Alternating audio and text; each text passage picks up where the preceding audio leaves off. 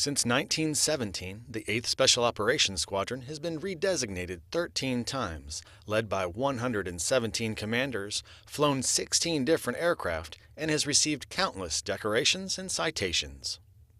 The 8th Aero Squadron began its legacy in the DH-4, flying essential reconnaissance mission over France's Western Front during World War I.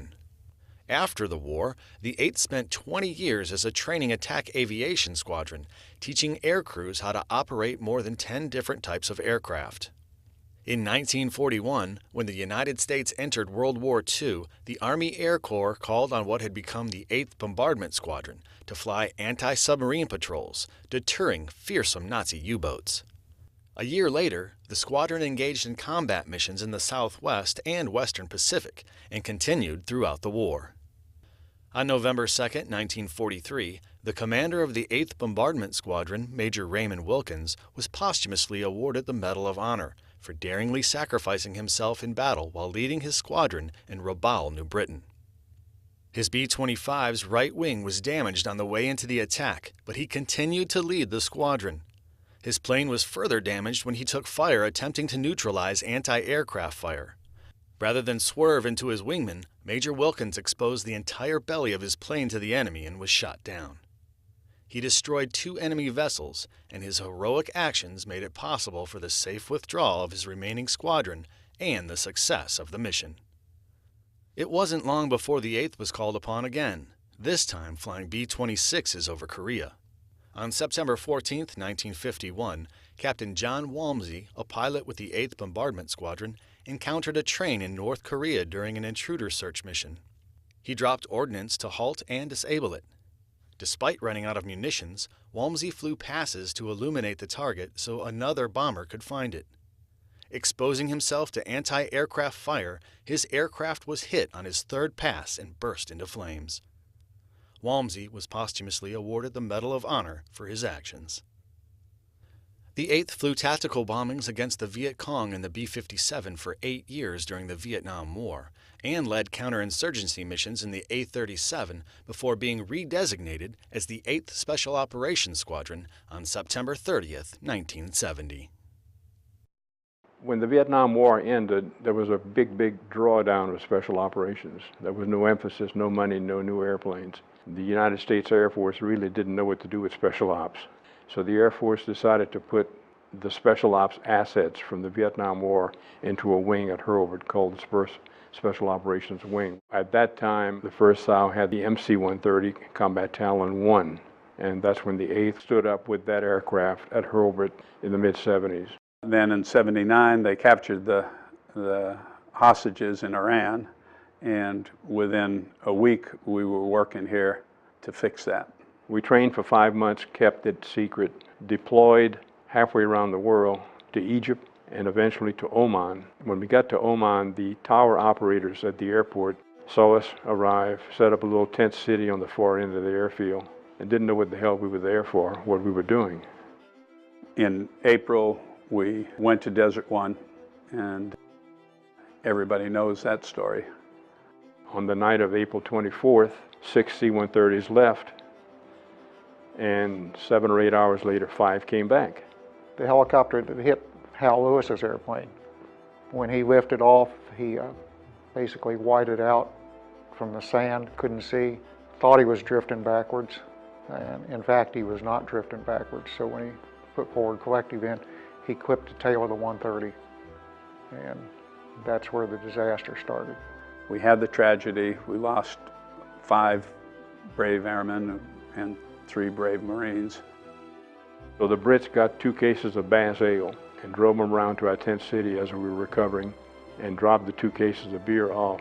And they wrote on the cardboard flap of one of the cases, "To you all from us all for having the guts to try."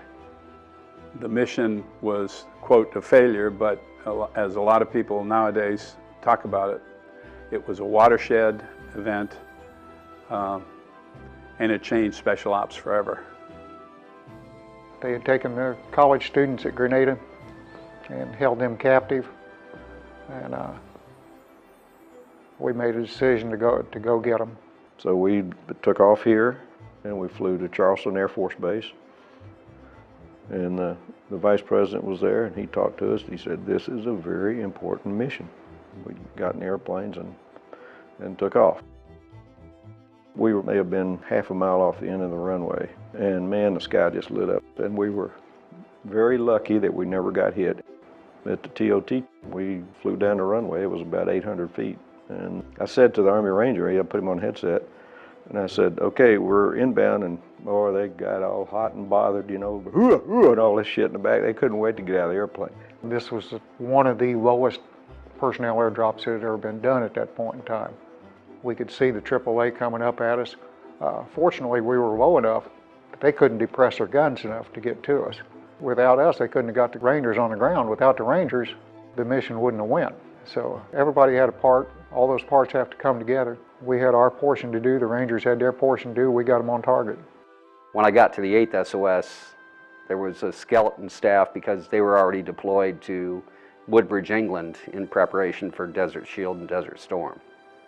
The missions that we were actually flying, there was some probing that was being done by some of the helicopters, and we were refueling the 53s, getting close to the borders. Within a week of the 15th, we were doing leaflet drops that were telling the Iraqis how to surrender and what the consequences would be if they did not surrender, telling the Iraqis, hey, we're coming with the most powerful weapon in the U.S. arsenal that was non-nuclear. It was primarily the leaflet drops that ultimately got to the Blue 82 drops that we were doing as well. It was a 15,000-pound bomb on a platform that a small parachute went out behind the airplane. When we got to the release point, we released the platform. It separated from the carriage that it was on and went down. And with the combination of the Blue 82s, the leaflets, I think we definitely contributed to shortening the engagement. The 8th SOS deployed on September 20th, 2001, and we arrived at Masira, Oman, on September 23rd. 21 years later, pretty much the same airplanes, but we carried all that joint training with us, and it made all the difference in the world. Pretty much the entire squadron was deployed. We had half the squadron with us there in Pakistan, and the other half of the squadron at Masira. A lot of heavyweight refueling of a lot of helicopters, moving them around. It was quite the dance. Distinctly remember the night of the Knife 0304 mission, and our aircraft were right there. 2 aircraft cycling off the tanker, and as soon as they lifted off, they were right there to refuel them. Very thin margin for error, but they got it done, got them refueled, got them out of country, got them home. So it was just night after night, night after night after night. Every day was Groundhog Day for months, and the guys were ready for it. They loved it. Yet the attitude of the 8th SOS Airmen, they're ready to go. They're ready to fly. They're ready to get the mission done. It was tremendous, tremendous.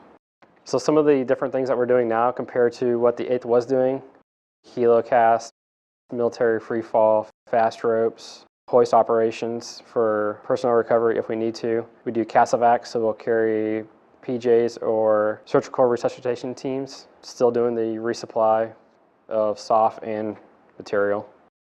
You look at it and it sends chills up your spine, thinking all the people that went before you that fought from World War I to World War II, Vietnam, Desert One, Afghanistan, Iraq, all the missions since, and you just feel proud.